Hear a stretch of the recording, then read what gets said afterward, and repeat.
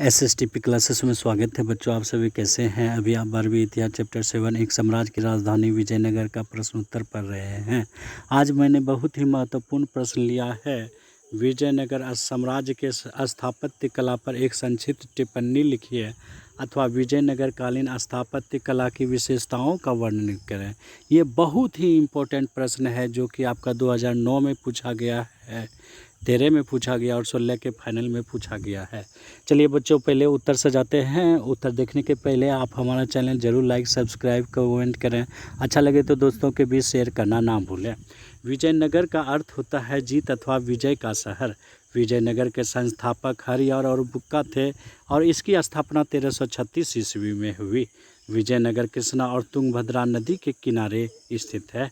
स्थापत्य कला का मतलब होता है इमारतें, भवनें या मंदिर या मस्जिद।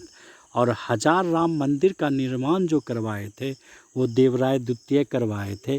कहीं कहीं आएगा विरूपाक्ष द्वितीय। विट्ठलनाथ मंदिर का निर्माण कराए थे कृष्णदेव राय ने। और ये फिगर में आप देख सकते हैं महानवी दिव्या का जो है चित्र है और दूसरा है कमल महल का, जिसके बारे में चर्चा की जाएगी। विजयनगर साम्राज्य के अधिकांश शासक कला प्रेमी थे। उन्होंने वास्तुकला के क्षेत्र में अनेकों मंदिर बनवाए। विजयनगर साम्राज्य के स्थापत्य कला को संक्षेप में इस प्रकार देखा जा सकता है। जितना भी आप पॉइंट में सजाइएगा उतना ही बेहतरीन नंबर आपको मिलेंगे। पहला पॉइंट, महानवी डिब्बा। शहर के सबसे ऊंचे स्थानों में से एक पर स्थित महानवी डिब्बा एक विशालकाय मंच था जो लगभग 11,000 वर्ग फीट के आधार से 40 फीट की ऊंचाई तक जाता था। यह लकड़ी की संरचना बनी थी। मंच का आधार उभारदार उत्कीर्णन से पटा पड़ा है। दूसरा पॉइंट है बच्चों, कमल महल, जो कि आपको ऊपर फिगर में दिखाया गया था। केंद्र के सबसे सुंदर भवन होगा भो आकर हटा दीजिएगा। भवनों में एक लोटस अंग्रेजी होता है, हिंदी कमल है। यह सबसे सुंदर भव्य भवन था।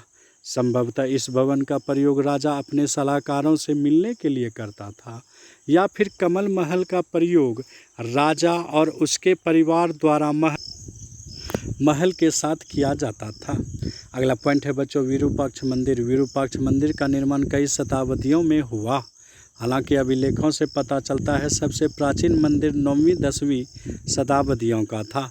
विजयनगर साम्राज्य की स्थापना के बाद इसे कहीं अधिक बड़ा किया गया। मुख्य मंदिर के सामने बना मंडप कृष्णदेव राय ने अपने राज्यारोहण के उपलक्ष्य में बनवाया था।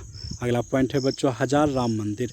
हजार राम मंदिर का निर्माण विरूपाक्ष द्वितीय या देवराय द्वितीय ने करवाया। इस मंदिर के चारों ओर अनेक छोटे छोटे देवी देवताओं के मंदिर बनाए गए हैं। इन मंदिरों की दीवारों पर भगवान रामचंद्र के जीवन से संबंधित अनेक दृश्यों को चित्रित किया गया है। अगला पॉइंट है बच्चों, विट्ठल स्वामी मंदिर। दूसरा देव स्थल विट्ठल स्वामी नाथ मंदिर है। कृष्णदेव राय ने इसे बनवाया था। बहुत ही महत्वपूर्ण ऑब्जेक्टिव, कृष्णदेव राय ने विट्ठल स्वामी मंदिर बनवाया था। यहाँ के प्रमुख देवता विट्ठल थे, जो सामान्यतः महाराष्ट्र में पूजे जाने वाले विष्णु के एक रूप हैं। इस देवता की पूजा को कर्नाटक में आरंभ करना उन माध्यमों का द्योतक है जिनसे एक साम्राज्यिक संस्कृति के निर्माण के लिए विजयनगर के शासकों ने अलग अलग परंपराओं को आत्मसात किया। अगला पॉइंट है बच्चों, गोपुरम मंदिर। स्थापत्य के संदर्भ में इस समय तक कई नए तथ्य प्रकाश में आते हैं। इनमें विशाल स्तर पर बनाई गई संरचनाएं जो राजकीय सत्ता की द्योतक थी शामिल है।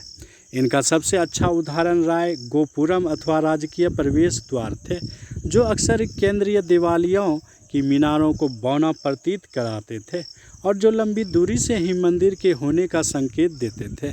गोपुरम का संबंध मंदिर के प्रवेश द्वार से ही था।